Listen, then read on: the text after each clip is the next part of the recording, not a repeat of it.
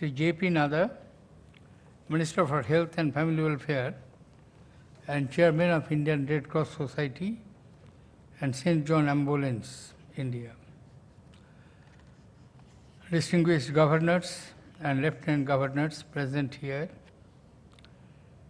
Sri Avinash Rai Khanna, Vice Chairman of the Indian Red Cross Society.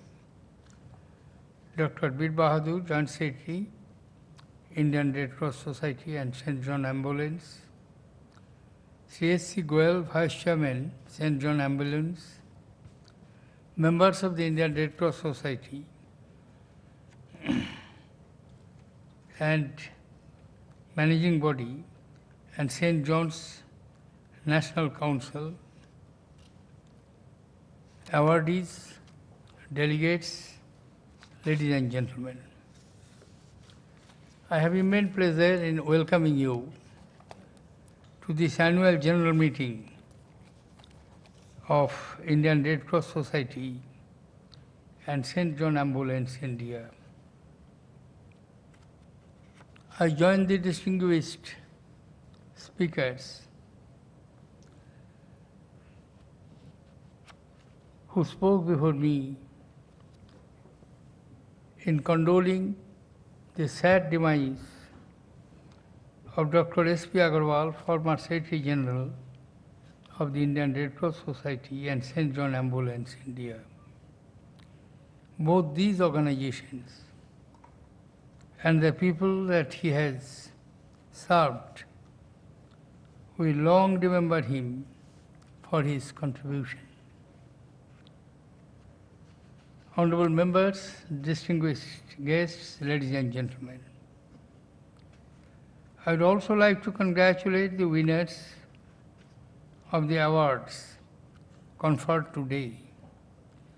These awards are a fitting recognition of the outstanding work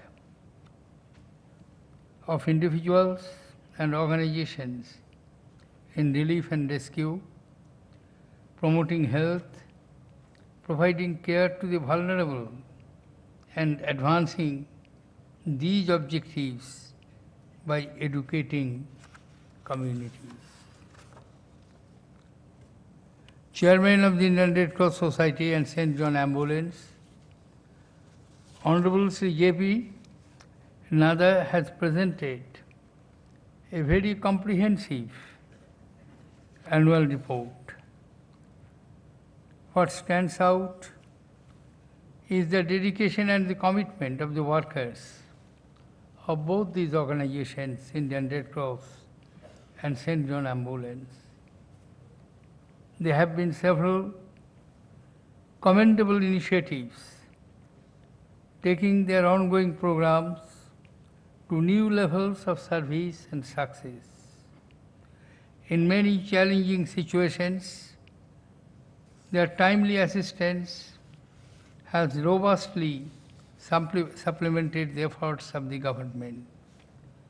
For all that they have done, they have earned the admiration and gratitude of our whole society.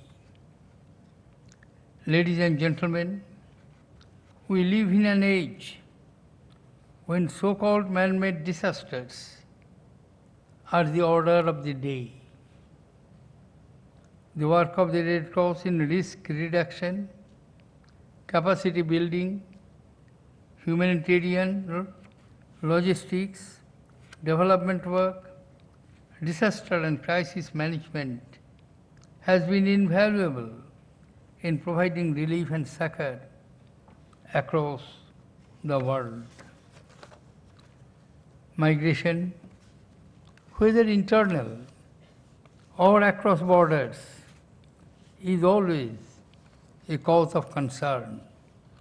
In such situations, the need is not only of material relief and involvement of well-trained volunteers, but also for hands-on support by society at large, delivered in a scientific and human manner.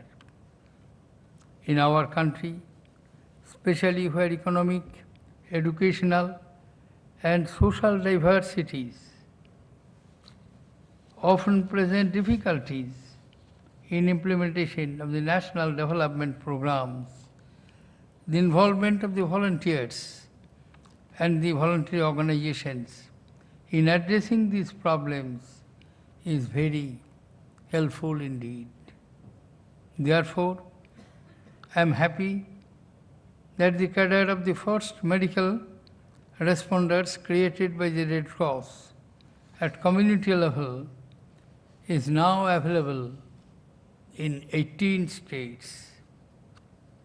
I would, however, stress that our vast country needs more numbers, more skilled human resources, not only for times of trouble, but also when normalcy prevails, to help bring our government social programs within the reach of the target communities. In this context, I laud the exercise made by the Indian Red Cross Society to join Beti Bachao, Beti Padhao program and the Swachh Bharat initiative. The Indian Red Cross postgraduate diploma course in disaster preparedness and rehabilitation is similarly a very good initiative. A network of manpower ready for deployment is a boon when disaster occurs and can help to develop preparedness for mitigating the effects when catastrophe strikes. Equally important is the maternity and child welfare programs of the Red Cross, which has been particularly effective and popular in remote parts of our country. Universal immunization catch-up program, Mission Indradhanush have also been very successful.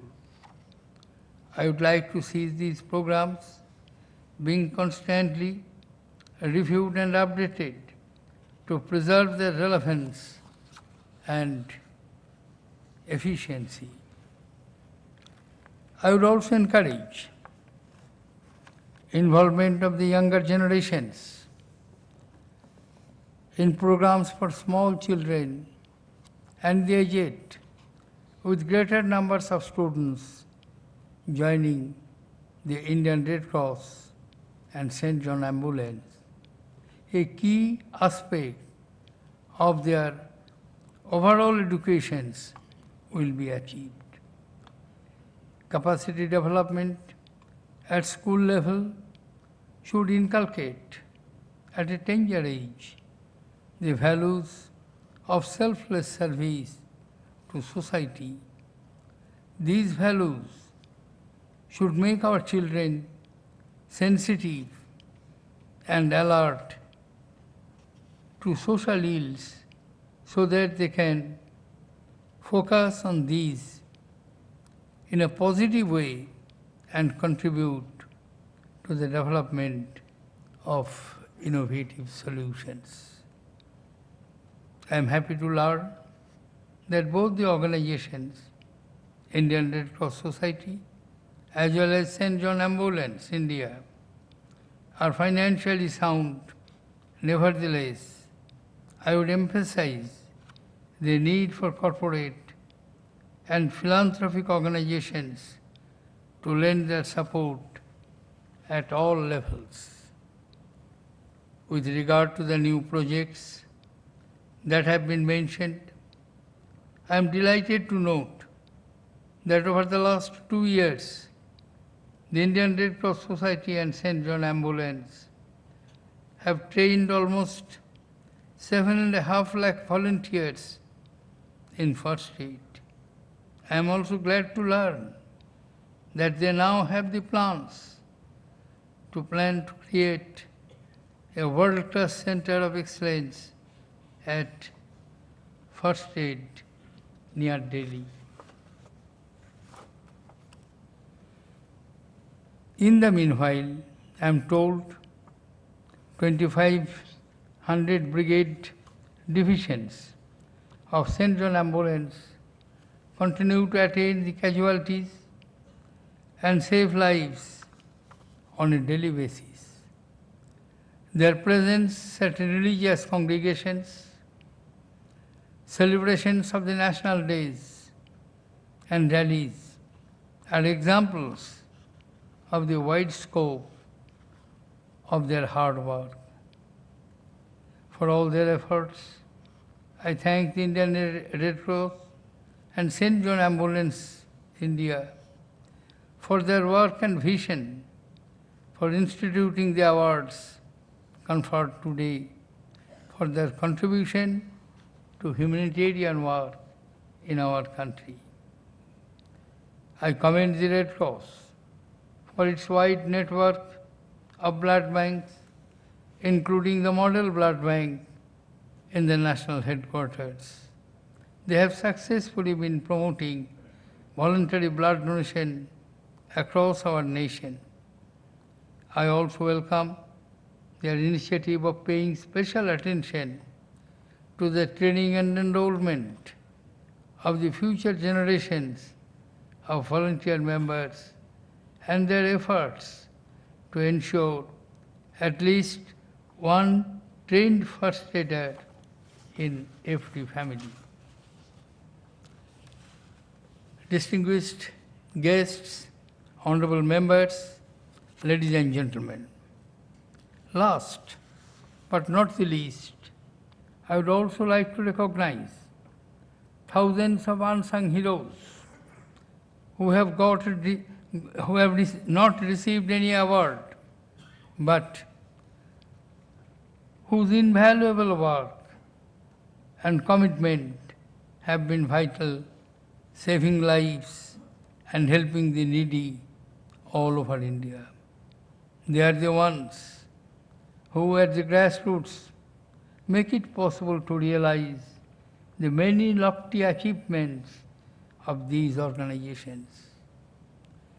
As I wish you a greater success in your endeavors in the service of the nation, I would also like to leave with you the inspiring words of Mahatma Gandhi which come to my mind. I quote, "Consciously or unconsciously, every one of us does render some service to others. If we cultivate the habit of doing this service deliberately, our desire for services will steadily grow stronger and will make not only for our own happiness, but that of the world at large. A drop from you voluntarily can convert the drop into an ocean, and if we have this approach, there will be no dearth of creating an ocean of kindness, sympathy, understanding for more vulnerable sections of the society." Thank you, ladies and gentlemen. Jai Hind.